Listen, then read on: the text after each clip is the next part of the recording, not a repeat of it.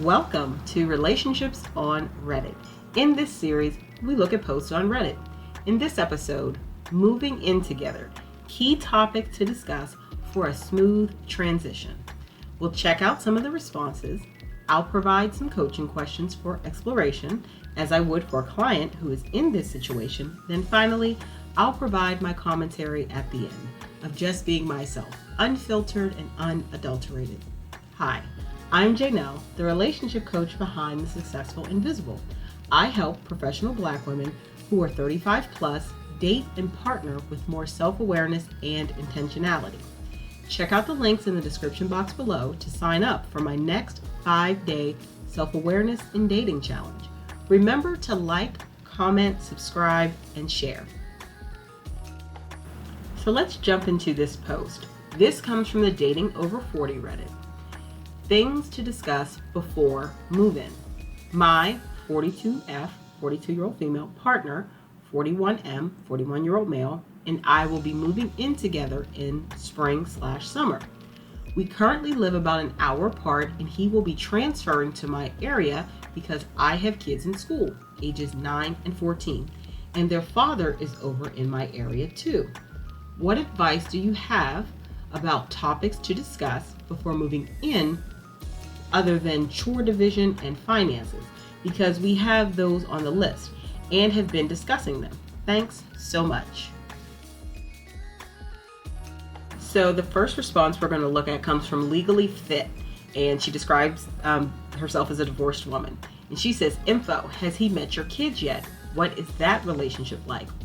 And the OP, original poster, says, yes, he met them slowly once we've been together for a year.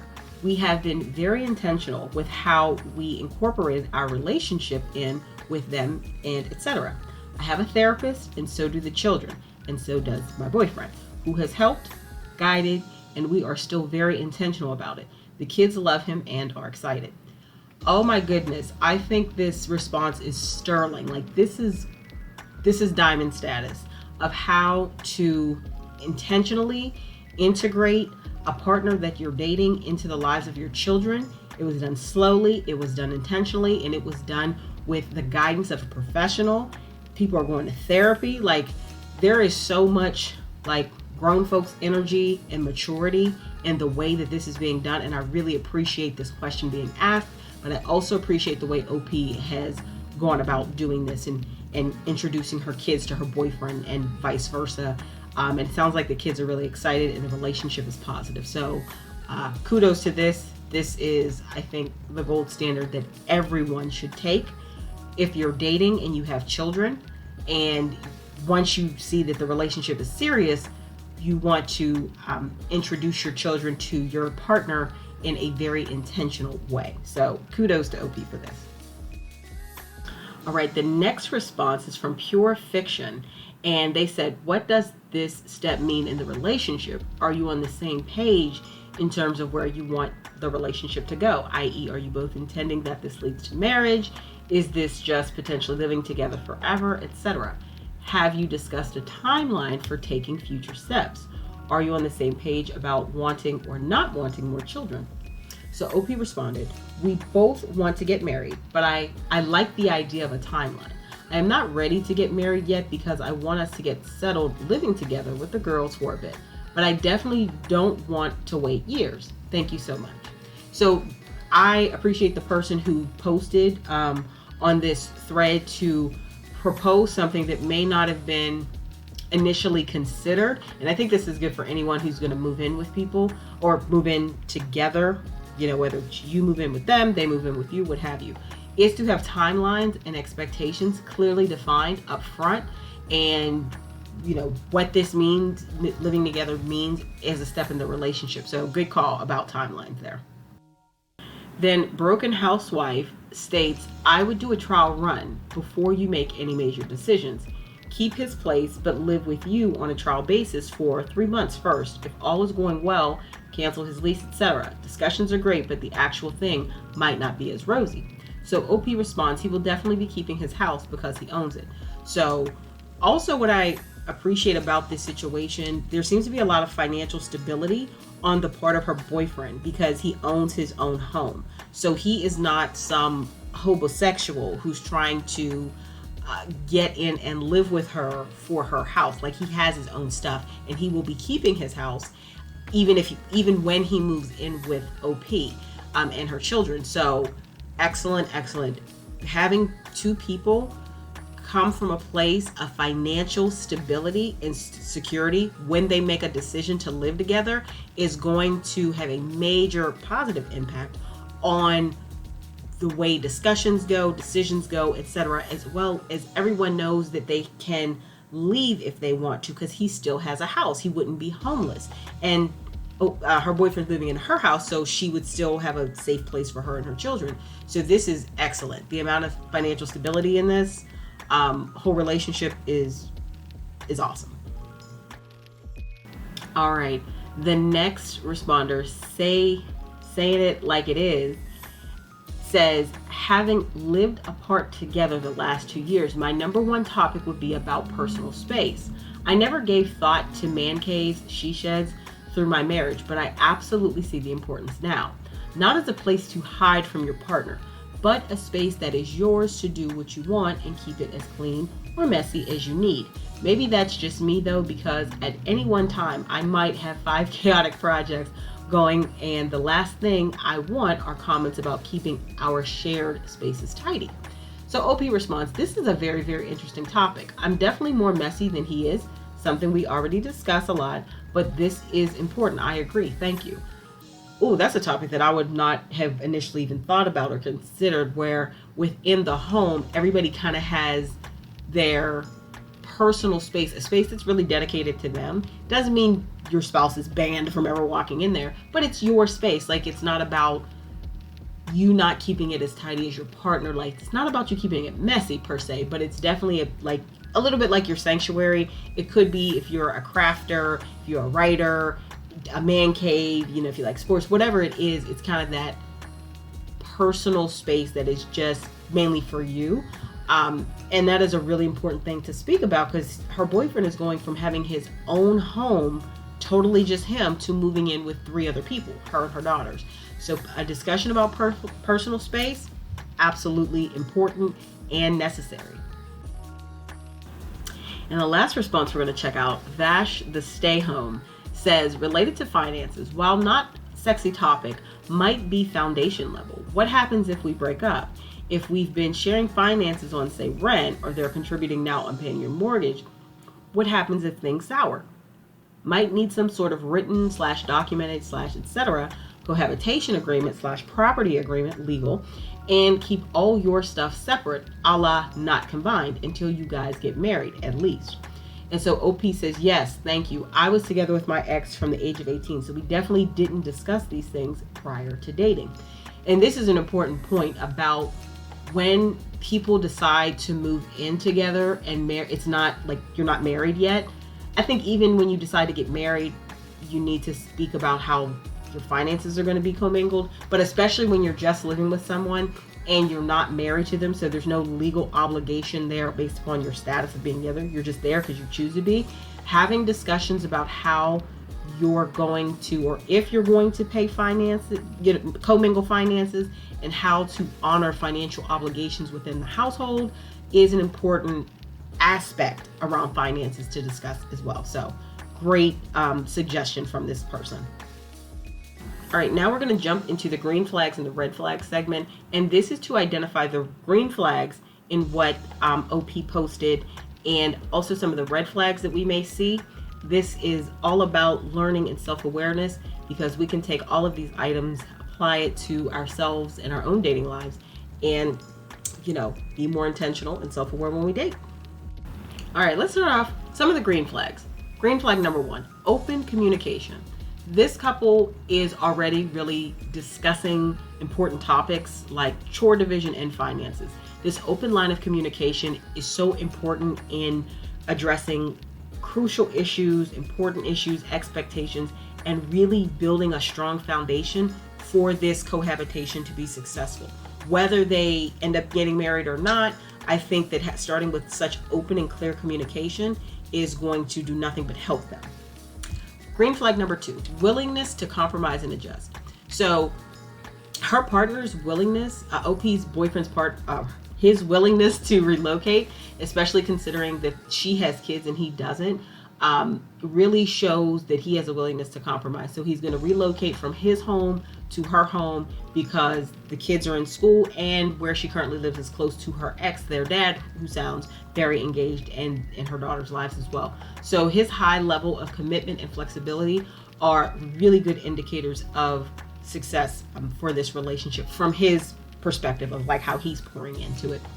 Green flag number 3, consideration of children's needs. This goes back to the kids again. So factoring in the needs of the children and their schooling, he is indicating that there's a level of thoughtfulness and a very responsible approach that he wants to take in blending their families, which is essential in, for moving in together. Green flag number 4, mutual decision making. The decision to move in together seems to be mutual. It doesn't seem like she forced it or he forced it. This seems like that they sat down, talked about it, and made a very intentional but mutual decision that both partners are actively involved in the planning and discussing the future. This shared responsibility and decision making is definitely a positive sign of a healthy partnership. Green flag number 5. So there's future planning here.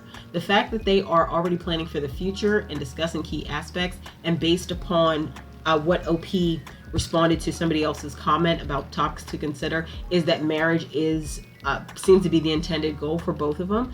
It shows a level of seriousness, right, and commitment to the relationship and to one another.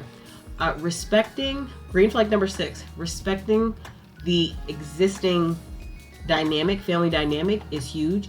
So acknowledging and respecting the fact that the children's father is in the area where she currently lives, and it demonstrates her boyfriend has a level of maturity to approach the existing family dynamic and how he wants to be, integrated into it. And from her response to another poster, her kids really do like this guy. So it's very positive. And this is very vital if you want a harmonious living situation. And another green flag, number 7, attention to detail in planning. So by seeking advice on additional topics, her just even posting this Reddit that she can discuss, it shows a high amount of due diligence, a high amount of thoughtfulness and maturity, emotional maturity and intellectual maturity in her approach to cohabitation to help prevent future conflicts. And I would just like to add a bonus green flag. One of her responses spoke about how she's in therapy and they've, leveraged her therapist, and he's in therapy and leveraged his therapist to really help them do this, integration with him into the family and introducing him to her kids, etc. Just high degree of maturity for this couple.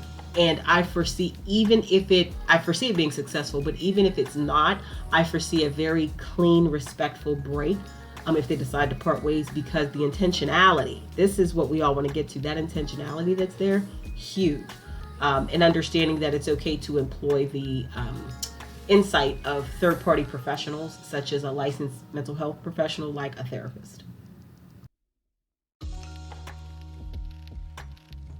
All right, moving on to red flags. Now, I have to admit, in this post, I really did not see a lot of red flags. Just very positive, very, very much green flags. But some red flags that could crop up during this time of discussion and integration. So this is a little bit more like conjecture or possibilities that could come up. So a red flag that could come up is if OP takes the advice from the Reddit thread and there's any reluctance to discuss important topics. So if either partner shows reluctance or avoidance in discussing critical topics like parenting roles, future plans, or how to integrate into each other's lives, it could indicate a lack of readiness for such a significant step. So this is more something that OP should be mindful of. And anyone listening to this, if you're going to the point where you want to cohabitate with someone, pay attention to that. Are you reluctant to discuss something because you don't want to rock the boat? Is your partner reluctant to discuss something, etc.? That's very vital. It's telling a lot about where the relationship is and maybe an unknown or unaddressed concern, fear, or anxiety you or your partner may have. Red flag number 2, if there is inflexibility or rigidity.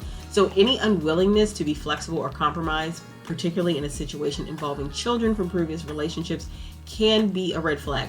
Successful cohabitation often requires adaptability and understanding.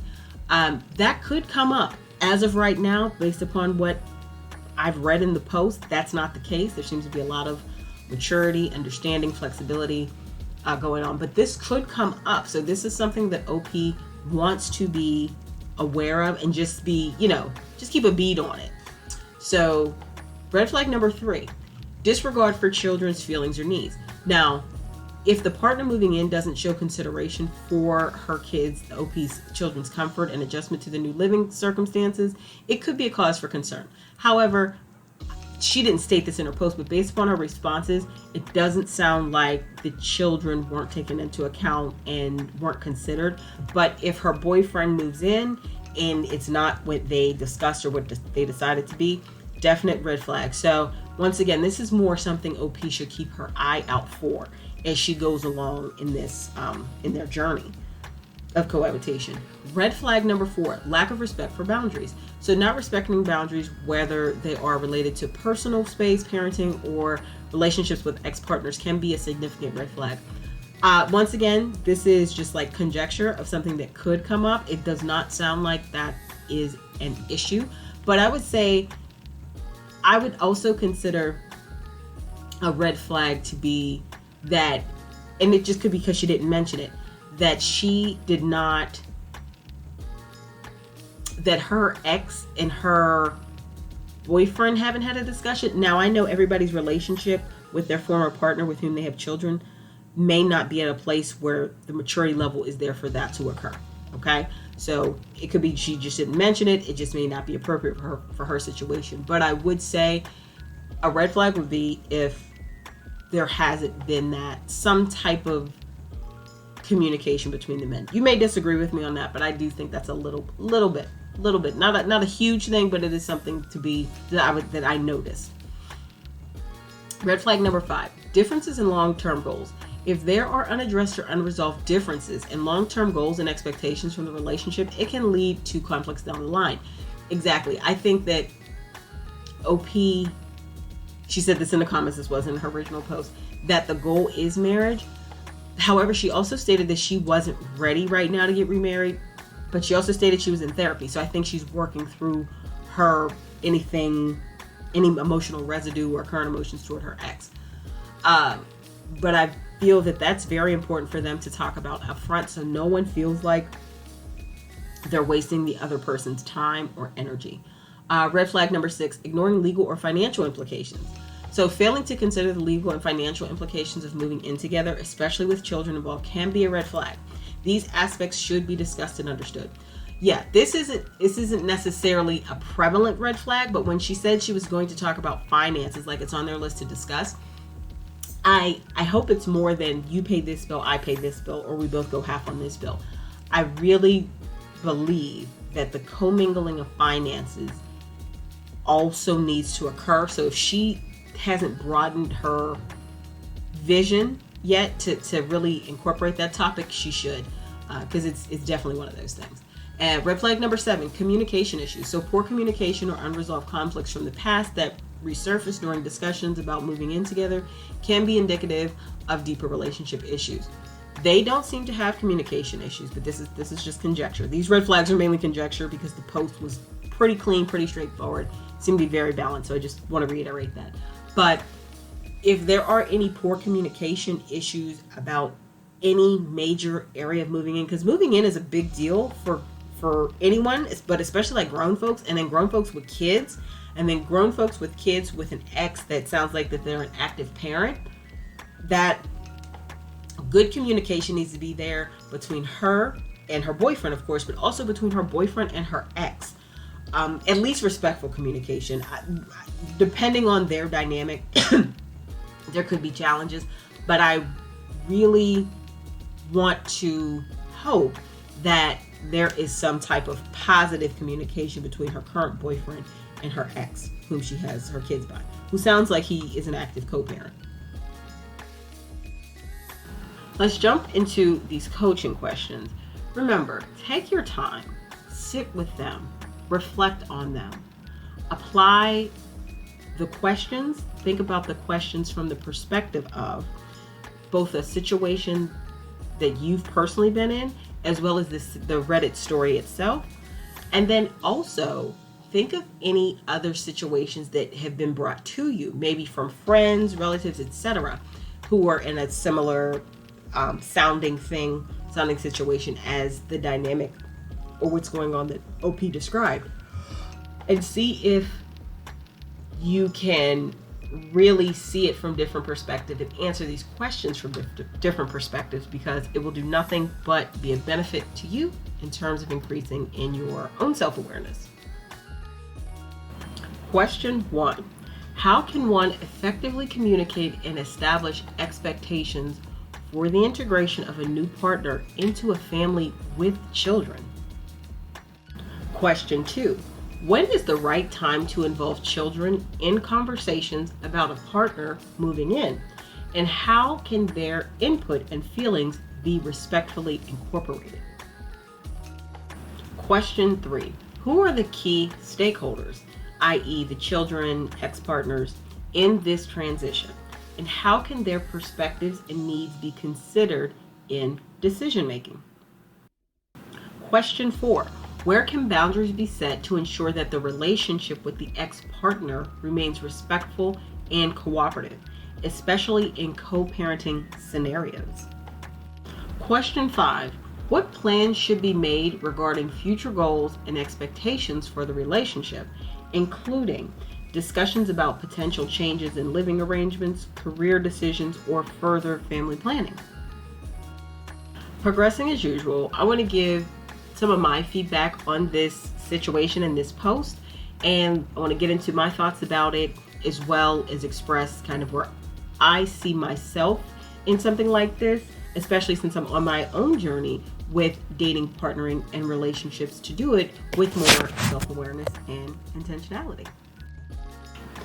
All right, so this post is probably one of the most mature, thoughtful, strategic, intentional posts I've ever read on Reddit when it came to people moving in together. Honestly, probably overall, but especially when it comes to the subject of cohabitation. I would say personally, for me, cohabitation is not my thing. I don't believe in living together. It's more than, my personal faith, but it's also, I don't understand why women give full-time access to somebody who's not giving them full-time commitment under the contract and covenant of marriage. So cohabitation to me, or for me, is not ideal. And I will put the link to my podcast episode that I made about that. It's called The Shack Game. So I don't play the Shack Game personally. However, taking myself outside of the specifics of, I don't believe in living with people or letting people live with me, in terms of like romantic partners, I appreciate how thoughtful that this poster is being. And I also appreciate, it sounds like that she's continuing to do her self-work through work with her therapist. Her boyfriend is doing his own personal work with his therapist. And the child, this wasn't in the post, but this was in the comments that I read. Her oldest child is also receiving counseling. And and one of the things is people have to remove the stigma of people going to therapists or counselors, any type of licensed mental health professional, meaning that there's something wrong with them. So her oldest child, according to the post, is 14. So I believe that, her child probably has some pretty complex emotions that they're trying to work through because she's not with their dad. And though, sounds like from the responses she left on people's comments, that her kids do like her boyfriend and they have a positive relationship. That's another thing that is so flippin' awesome, is that this woman has such major consideration for her children's comfort, and she's doing her self-work, and she's also making sure they're happy and well adjusted. with this decision that she's making. So kudos to her for all that. So I would say, overall, my thought is, if you are going to cohabitate, be this mindful, thoughtful, intentional, and mature. Also, getting the insights and the feedback and guidance from her therapist and his therapist about how to introduce her kids to him, as well as when issues arise, because some issue is going to arise. It's just nature. May not be a major one. She has the resources to tap into to help her through that time, or help them through that time as a family. So I feel that is totally awesome.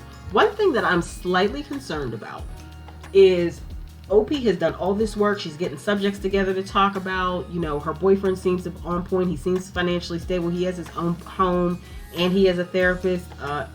Kudos, 41-year-old man. That's grown man business right there, and I respect it.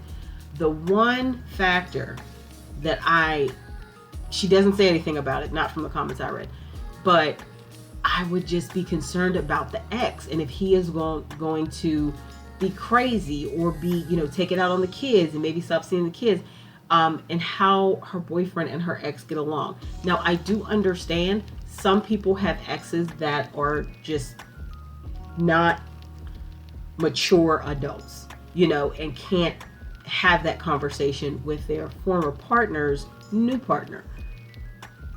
So I have just slight concerns. I don't think it's a huge concern, but it is a slight concern to me. But I would say also, if you are seeking to cohabitate with someone and you're not married to them and kids are involved, if you should be doing all the things you can do to have a healthy, balanced, respectful co-parenting relationship with them. That being said, you have to have strong boundaries and you can't control what they do. But if you do have such a dynamic, I think it would be really awesome for her boyfriend and her ex to actually have a conversation about level setting expectations. Honestly, talking about any discipline when it comes to his children, because that is her ex's children and her her children. And it sounds like he's a very active co-parent. So I think that's one thing that needs to be added to the list. Any discipline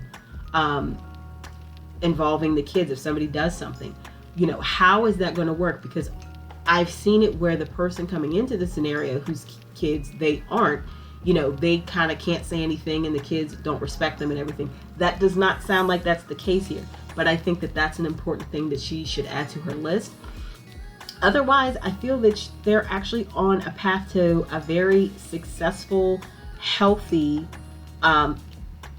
cohabitating relationship, and getting things in legal documents about financial responsibilities and things. I think that's the other thing that was mentioned that she's probably going to look into. But otherwise, I think that this sounds like as good of a scenario as it can be. I think there was a lot of thoughtfulness that went into this. And I think it's a really great example of, if you are going to do it the right way. Don't just throw people in the mix together and jam up everybody's sense of normal by adding another person to the mix and, all that jazz. So if you're going to do it correctly so it can bear fruit. And I think that's what's being done here. Those are just my thoughts. So thank you for joining me today for this Relationships on Reddit episode, Moving In Together, key topics to discuss for a smooth transition. Watch this video again and answer the questions several times. It's okay. Remember to like, comment, share, and subscribe.